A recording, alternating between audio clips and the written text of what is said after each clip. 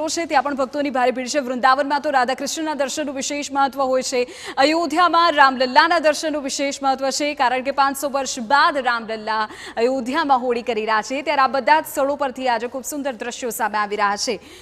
અમે આપને વૃંદાવનના દ્રશ્યો ટીવી સ્ક્રીન પર અત્યારે બતાવી રહ્યા છીએ કે જ્યાં મથુરા વૃંદાવનમાં ખૂબ વિશેષ રીતે શણગાર કરવામાં આવતો હોય છે પ્રભુનો, અને તેના દર્શન માટે લોકો ઉમટતા હોય છે। ધૂળેટીના પર્વને માણવા માટે દૂર દૂરથી લોકો વ્રજમાં જતા હોય છે, અને ત્યાંના જ અમે સીધા દ્રશ્યો આપને અત્યારે ટીવી સ્ક્રીન પર બતાવી રહ્યા છે।